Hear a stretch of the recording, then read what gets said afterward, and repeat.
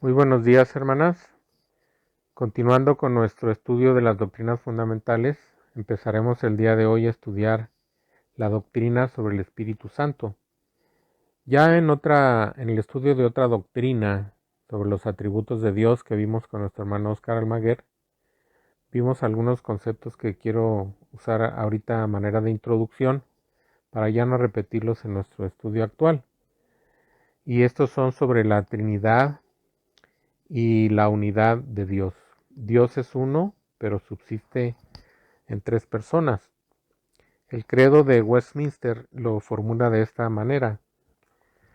En la unidad de la deidad hay tres personas de la misma sustancia, poder y eternidad. Dios el Padre, Dios el Hijo y Dios el Espíritu Santo. Otro concepto que vimos es el de la procesión o procedencia. Dice, el Padre no es engendrado ni procede de nadie, el Hijo es eternamente engendrado del Padre, el Espíritu Santo procede eternamente del Padre y del Hijo. Otro concepto también vimos el de circunmincesión, que quiere decir que cada persona de la deidad está en las otras dos. El Padre está en el Hijo y en el Espíritu Santo está en el Hijo y en el Padre, y el Hijo está en el Padre y en el Espíritu Santo. También vimos que en relación a la redención, las personas de la deidad entran en ciertas interrelaciones. Por ejemplo, el Hijo fue enviado por el Padre al mundo para manifestarle a Él, para manifestar o revelar al Padre. El Espíritu Santo está sujeto al Padre y al Hijo, aunque el Hijo también estuvo sujeto al Espíritu Santo, como dicen los Evangelios, que fue llevado por el Espíritu Santo al desierto. Esto nos muestra que la noción humana de que el mayor ha de ser servido por el menor es completamente extraña en la interrelación divina. El Hijo no es menos que el Padre, aunque Él busca la gloria del Padre, como dice Juan 14:13, y el Espíritu no es menos que el Padre y el Hijo, aunque Él busca la gloria del Hijo. En todas estas relaciones de la Trinidad, de las personas de la Trinidad, debemos tomar en cuenta siempre que ninguna de ellas implica alguna variación o diferencia entre las divinas personas en cuanto a exaltación o importancia. Bueno, nuestro estudio de la doctrina del Espíritu Santo lo vamos a dividir en dos partes. La primera es la deidad del Espíritu Santo. Vamos a hablar de manera más detallada por qué el Espíritu Santo es Dios. Y esto a su vez lo vamos a dividir en dos incisos. El primero, que el Espíritu Santo tiene atributos divinos. Y la segunda parte es que el Espíritu Santo realiza obras divinas. La segunda parte de nuestro estudio la vamos a titular El Espíritu Santo en la dispensación actual. Y en ella vamos a hablar cómo el Espíritu Santo, así como un día Jesucristo, el Hijo eterno de Dios, el Hijo preexistente y presente en todo el Antiguo Testamento, un día se hizo carne y habitó entre nosotros. Así el Espíritu Santo, igualmente eterno, preexistente y presente en el Antiguo Testamento, un día vino, así como Jesús vino, aunque estaba presente en el mundo, pero vino a hacer tabernáculo en el mundo, vino y habitó entre nosotros. Así el Espíritu Santo un día fue enviado por el Padre en el nombre del Hijo, y el Hijo lo envió desde el Padre para estar presente en el mundo de una manera especial, por lo cual este tiempo en el que vivimos se le llama de esa manera. Se le llama por una parte la dispensación de la iglesia, por otra parte la dispensación de la gracia, pero también se le llama la dispensación del Espíritu Santo. Esa será la segunda parte de nuestro estudio. Pero entonces iniciemos con la primera parte, la deidad del Espíritu Santo, y su primer inciso o división, que es que el Espíritu Santo tiene atributos divinos. Y el primer atributo es el de la eternidad. Ahí en Hebreos capítulo 9, versículo 14, dice: cuanto más la sangre de Cristo, quien por el Espíritu Santo se ofreció a sí mismo sin mancha a Dios. Aquí el Espíritu Santo se menciona como el Espíritu Eterno, un atributo que solamente pertenece a Dios. Ahora, solamente una persona pudiera haber realizado esta mediación. El Hijo se está ofreciendo en sacrificio al Padre, y el Padre está recibiendo el sacrificio del Hijo, y el que está actuando entre los dos, que son dos personas de la deidad, tiene que ser una persona también de la deidad, y esta persona entonces es al que se le llama así, el Espíritu, y este Espíritu se le da ese adjetivo eterno, un atributo que solamente pertenece a Dios. Así se aplica ese término al Espíritu Santo, y puesto que es un atributo solo de Dios, la conclusión es que el Espíritu Santo es Dios.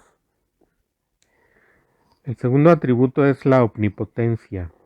Ahí en Primera de Pedro 3:18 dice: porque Cristo padeció una vez por los pecados, el justo por los injustos, para llevarnos a Dios, siendo muerto en la carne, pero vivificado por el Espíritu.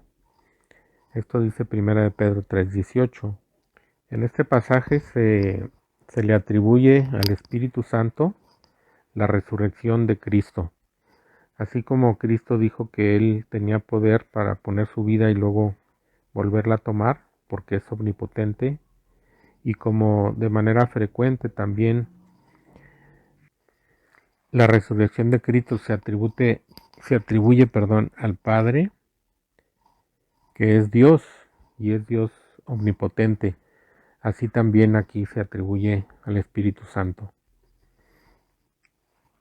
Esto mismo se encuentra también en el capítulo 8 del libro a los Romanos, de la carta a los Romanos, en el versículo 11, que dice: y si el Espíritu de aquel que levantó de los muertos a Jesús mora en vosotros, el que levantó de los muertos a Cristo Jesús vivificará también vuestros cuerpos mortales por su Espíritu que mora en vosotros. El tercer atributo es la omnipresencia. En el Salmo 139 dice: ¿a dónde me iré de tu Espíritu? ¿Y dónde huiré de tu presencia? Si subiere a los cielos, allí estás tú. Y si en el abismo hiciera mi estrado, he aquí, allí tú estás. Si tomara las alas del alba y habitara en el extremo de la mar, aún allí me guiará tu mano y me asirá tu diestra. El Espíritu Santo está en todas partes, es omnipresente. Este atributo solamente pertenece a Dios, así que el Espíritu Santo es Dios. El cuarto atributo es la omnisciencia. Ahí en 1 Corintios 2, 10 y 11 dice así: el Espíritu escudriña todas las cosas, aún lo profundo de Dios. Porque ¿quién de los hombres sabe las cosas del hombre, sino el Espíritu del hombre que está en él? Así tampoco nadie conoció las cosas de Dios, sino el Espíritu de Dios. El texto dice claramente que el hombre sin ayuda no puede conocer las cosas de Dios. Y nadie puede negar que si el conocimiento que posee el Espíritu alcanza lo profundo de Dios, de la misma manera, todo lo demás es conocido por Él. Ahora, si Él puede sondear lo profundo de Dios, ese abismo de verdad y entendimiento, debe ser capaz también de discernir nuestros pensamientos y las intenciones de nuestro corazón. El Espíritu conoce todas las cosas, así que el Espíritu puesto que este atributo es exclusivo de Dios, el Espíritu Santo es Dios. El quinto atributo es el amor. Gálatas 5:22 dice, el fruto del Espíritu es amor. También Romanos 15:30 dice así, pero os ruego, hermanos, por nuestro Señor Jesucristo y por el amor del Espíritu, que me ayudéis orando por mí a Dios. Dios es amor. Y este atributo de Dios lo posee el Espíritu Santo de manera infinita, porque tanto es Él el que trae el amor de Dios a nuestros corazones, como el que produce como fruto por su presencia en nosotros el amor de Dios. En Romanos 5:5 dice, y la esperanza no avergüenza, porque el amor de Dios ha sido derramado en nuestros corazones por el Espíritu Santo que nos fue dado. Entonces el amor que Dios tiene para nosotros viene a través del Espíritu Santo.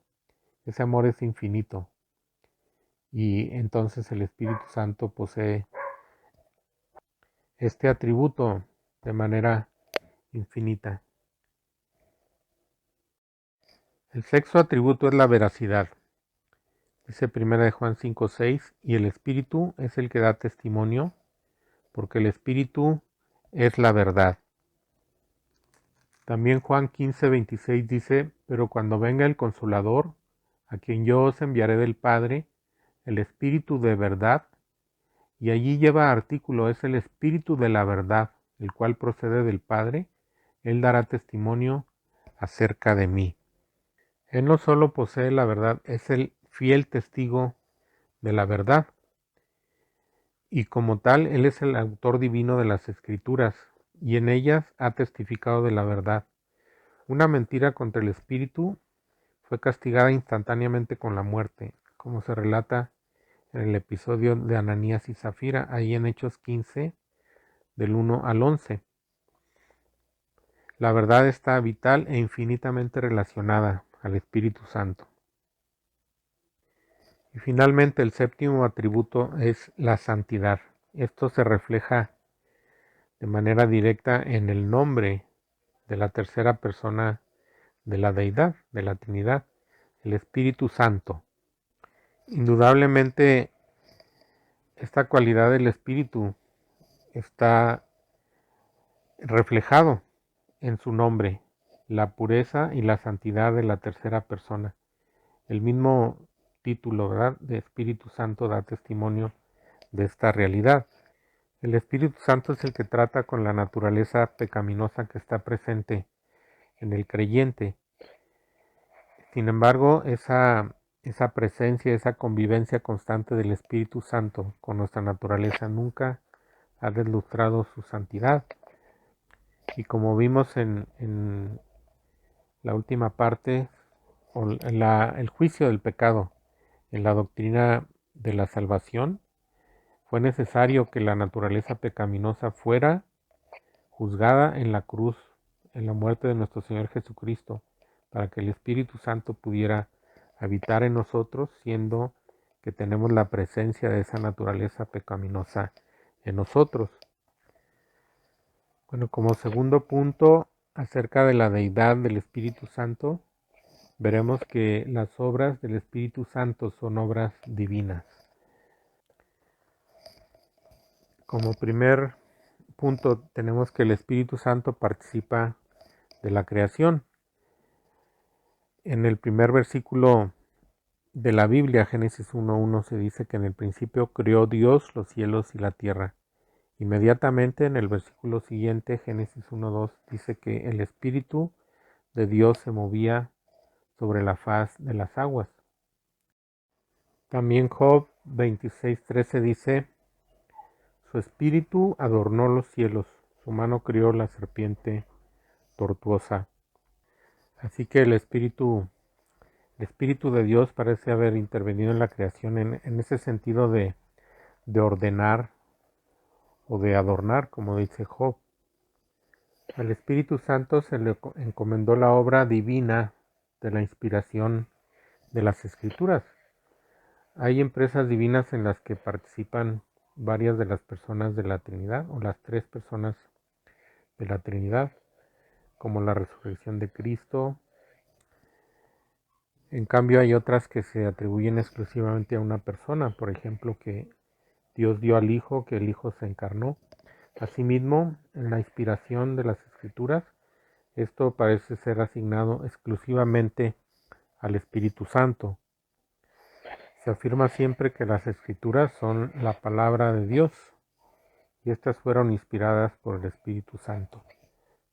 Y es importante notar aquí que hay un elemento humano que interviene, pero se requiere un carácter divino verdaderamente, un poder infinito para penetrar en la mente, en el corazón de los hombres e inspirar, controlar de tal manera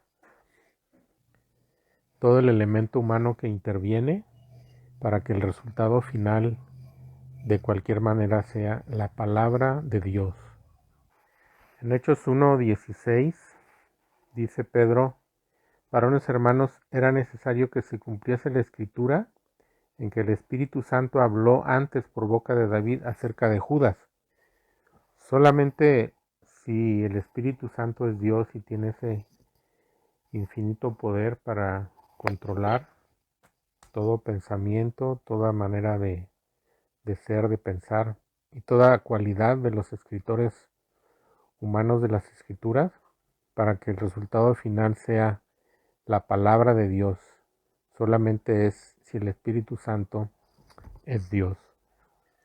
La tercera obra encomendada al Espíritu Santo fue el engendramiento de Cristo.